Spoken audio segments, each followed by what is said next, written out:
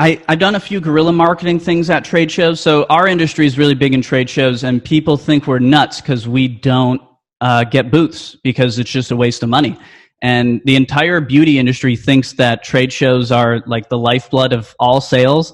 And once we did 2 or 3 trade shows, and we're like, this is a complete waste of money. There's no point in doing this. We can go sit in our offices and sell more online. So with trade shows, I think you do got to be careful of them. Like they're fun. So a lot of people, especially, I'm a natural introvert, but if you're a natural extrovert, you may find a whole bunch of excuses that you need to go to that trade show, right? So do be careful with them, and you want to really make sure you're tracking the ROI because it varies so wildly. Like I have seen companies that just kill it on trade shows, but I've also seen most companies that just don't do well at all. So track the ROI. In terms of how to take advantage of the trade shows, I think the best thing that we've done with trade shows, 2 things. One is, one year we did this actual like guerrilla marketing thing in there where we sent in a bunch of people on rollerblades to just rollerblade around and hand out flyers and like do these sorts of things. That was even more effective than actually renting the booth for us. So, so that was even more effective. We don't do that anymore though. What we do now is actually do a event on the side of the trade show. So what we do now is we actually have the organic fashion show, the organic hair fashion show actually happens in tandem at the same time as our major trade show each year. So we're able to actually pull all of the influencers and all the people that we want to have relationships with. We're actually able to pull them out of the trade show entirely. Now, this costs a little bit of money. We got to, put on a good show and do a nice party and have nice food and drinks and everything. But that has been so much more of an effective way to capitalize on trade shows for us than actually being at the trade show. So one thing I learned very early in my career was I don't want to build nets. I want to build magnets. I want to build assets online, and I want to build things that bring the people to me where I have the negotiating leverage and I'm in the position of power. And I never want to be the 12-year-old kid who's like essentially cold calling, walking into businesses like, do you want to buy this? Because I did that for a few years and it's just not very fun. Business is much more fun if you build magnets that attract the right people towards you rather than constantly trying to desperately struggle to hold on to a little bit of what's passing through your fingers. My worst time ever at a trade show was we broke even on the cost of the show, but we wound up, the buys we did get at the show offset the cost of the trade show. So, and all the rest were profitable. So I say definitely it's awesome. So more practically at the trade show, what do? Do you just sell the products? Like, do you choose a good location? Like, what else you do practically? Well, at the trade shows, our main goal is, when I first started, I really didn't have any capital. I didn't have money to really start any of my brands. So my goal was to find resellers that would want to resell my own product on my Amazon listing, but they would need to buy in bulk. So that would allow me to really scale and stop getting stuck into the whole MOQ rat race. And so at the shows, my products were ranked pretty good. It was attractive to resellers, and they were thinking it was a no-brainer. So it was a win-win. But later on, once we fixed the whole capital issue, I went there only to attract big box retailers. So we'd go there and we'd pick up an account at Walmart, Bass Pro, Kroger's, depending on the type of trade show it was, and it allowed us to expand our sales channels to these other big box retail stores. Nobody would even think about nowadays, but you can go also offline. So we did a booth in a big shopping mall here in Germany to learn more about how people react to the product and what they like about the product. So this is one thing that many people didn't even think about because they're so I'd say trapped in the online business world.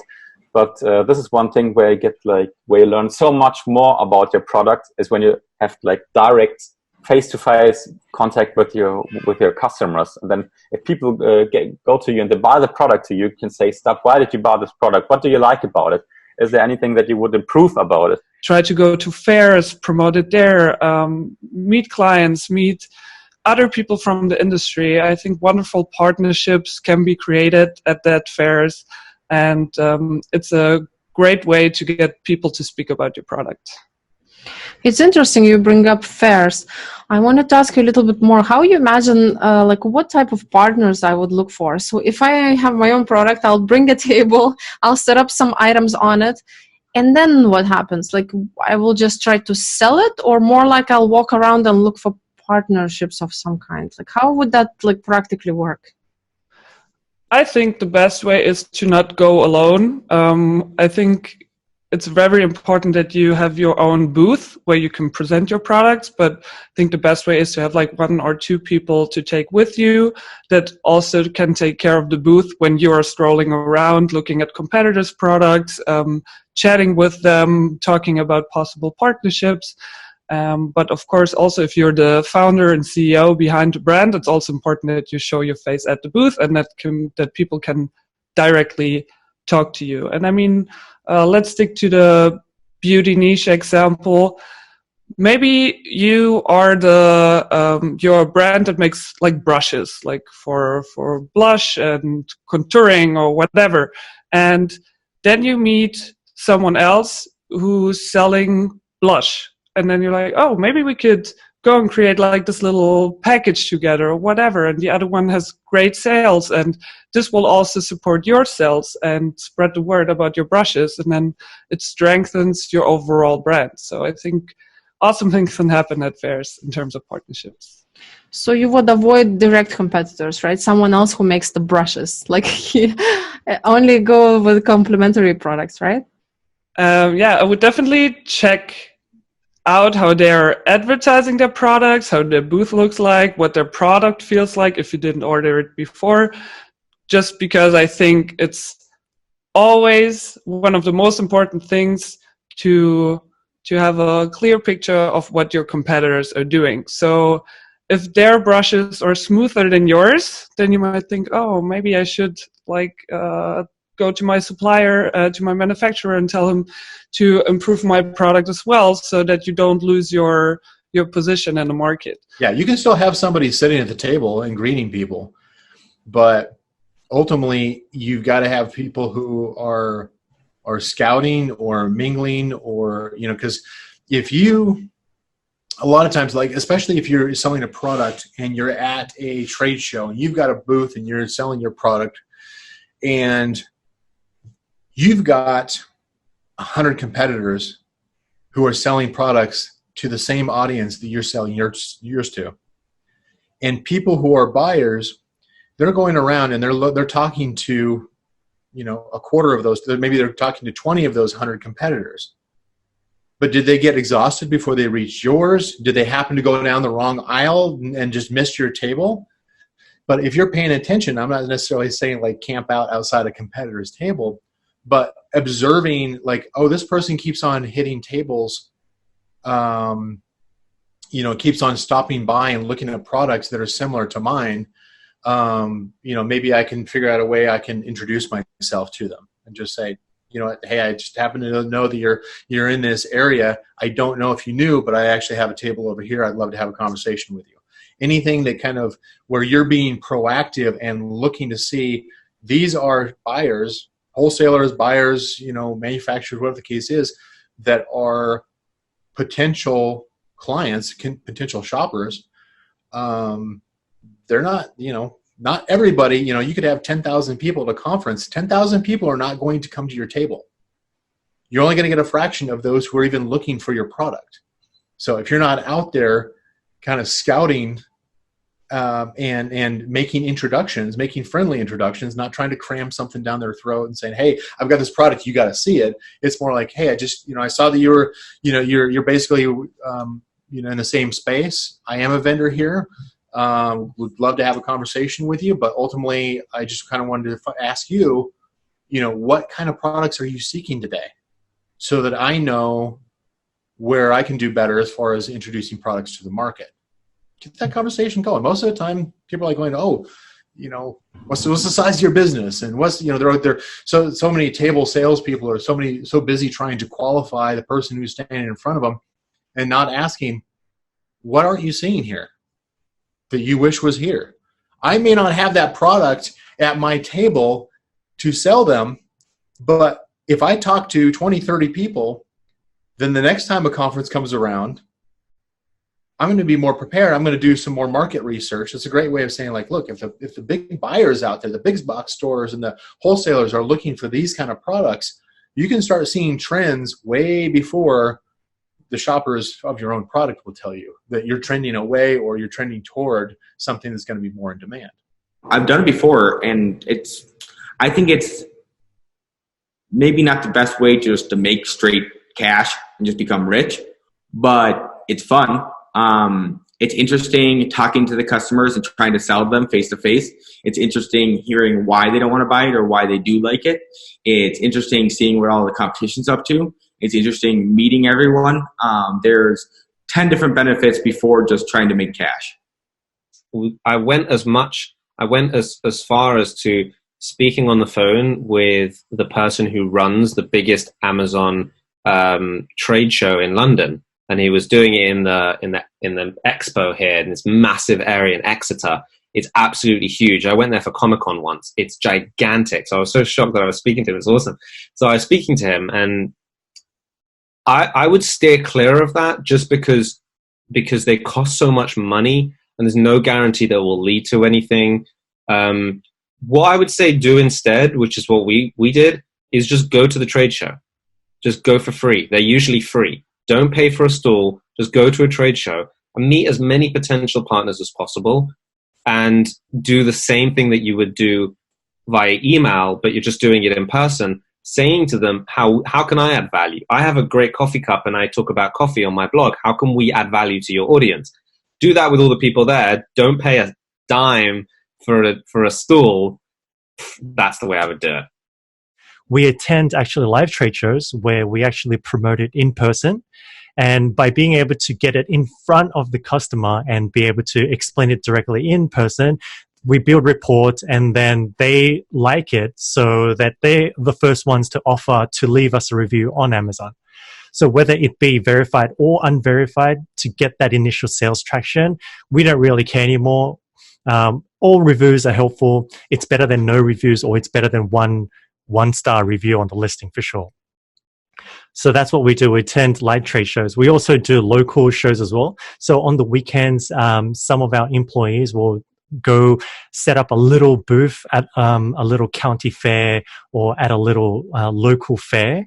And that's another way we do it. So like the trade shows, but much smaller, much cheaper, much quicker. So we're not looking to promote sales. It's more to get our names out there and to build a slow traction and momentum. Personally, I wouldn't do it because for me, it's not targeted traffic.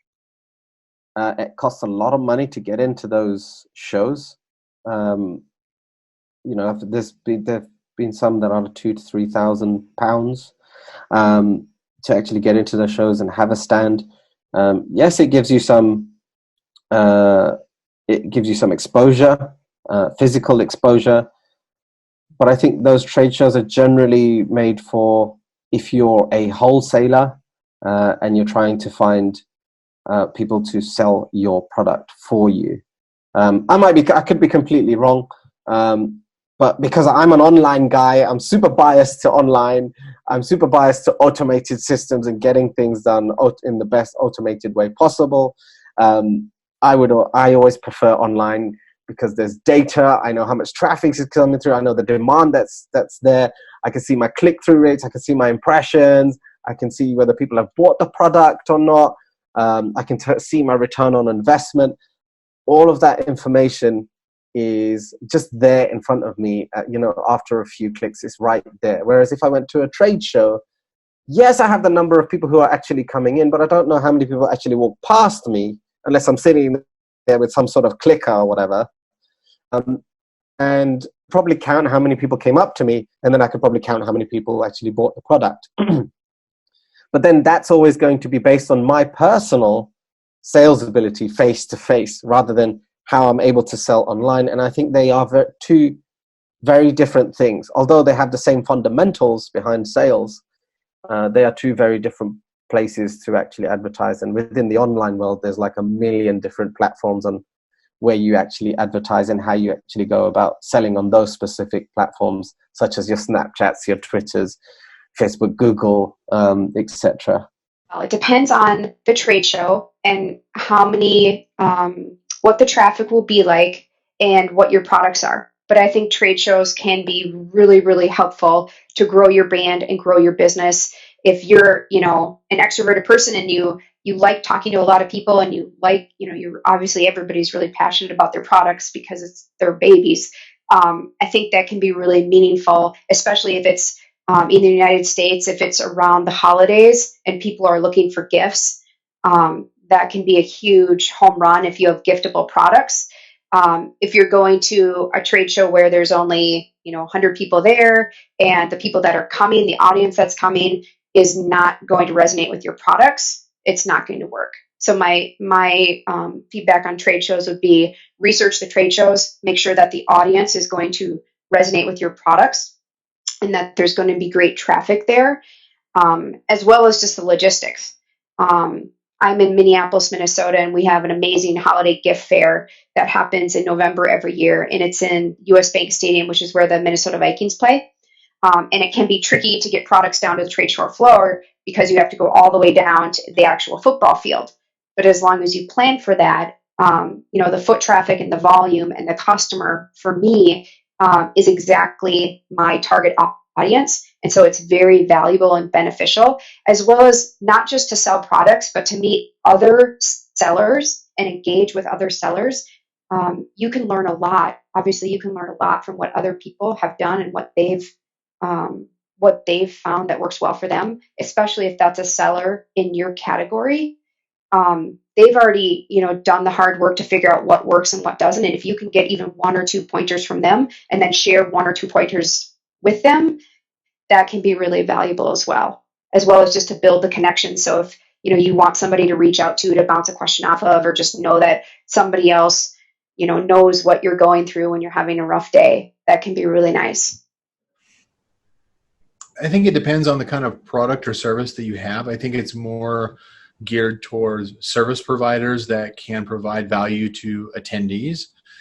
If you are selling products to those who are buyers for retailers, unless you're trying to break into retail, if you go to something like the Consumer Electronics Show in Las Vegas, for instance, and you pay to get in there and you get a booth, yeah, you're going to make some connections. Ultimately, I use the trade shows not to advertise, but to make connections, to network with people, to start making connections that are going to open doors for me later on, or might have ultimately co-marketing or co-partnerships in the future. So I primarily use conferences and trade events. Kind of like it's like obviously we speak at these different conferences, and I don't go there just to speak. I go there, it's like, because there's a ton of people that I want to talk to and figure out, okay, I'm not in there like trying to like, oh, here's my product, here's my service, whatever. It's more about what is the energy, what is the buzz, what are people looking for? If you're at a product trade show,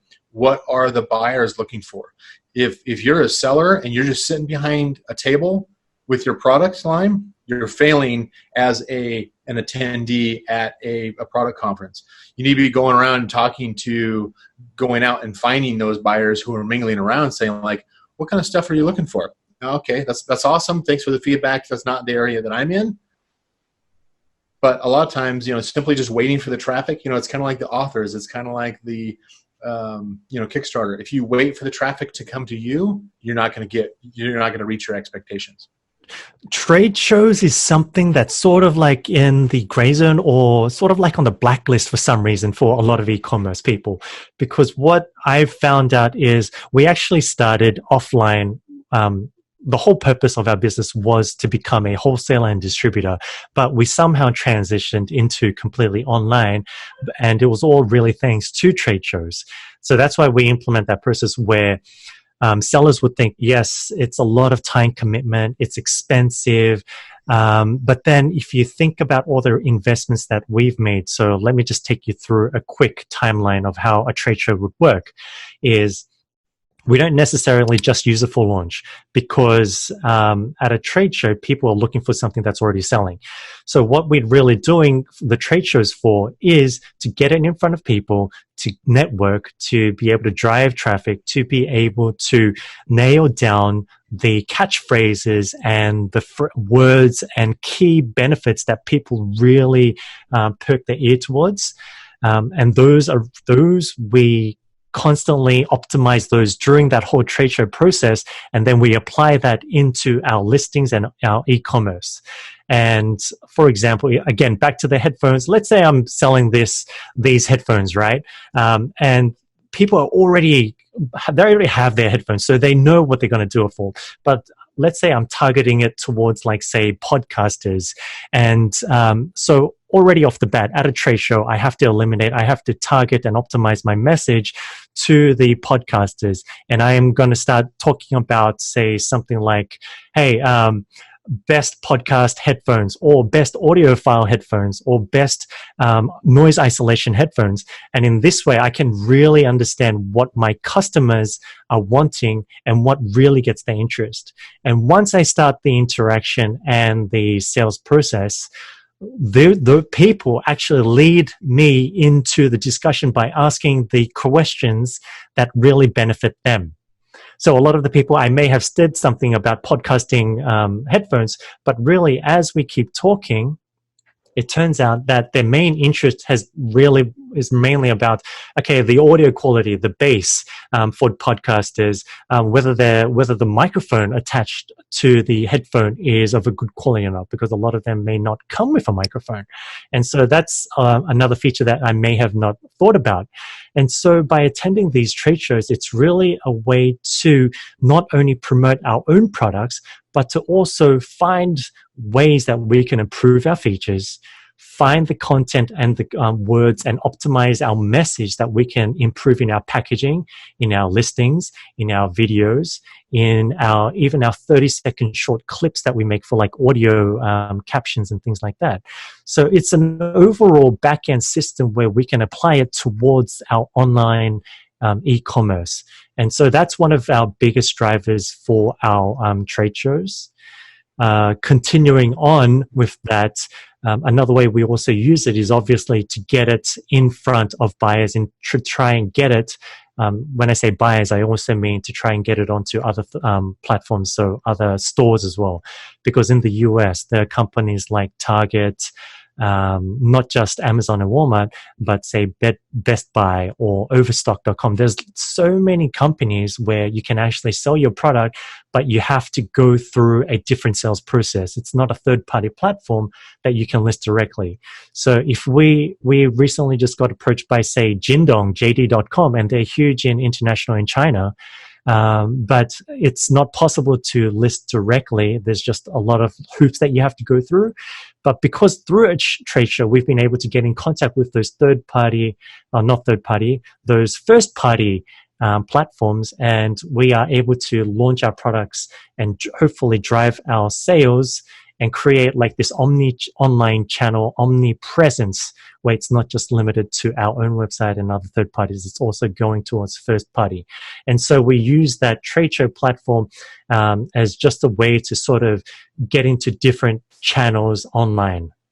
It's pretty casual. It's never you're going into things being like, hey, can I do business with you? Can I do business with you? Can I do business with you? It's not like that. It's more like you're talking to somebody, you're all, oh, hey, what's your name? Okay, so are you a seller or what do you do? Yep, you sell. Okay, oh, you are located here in China? Okay, yeah, I sell. I have 10,000 SKUs in the bath products niche because my fiance's dad owns the factory.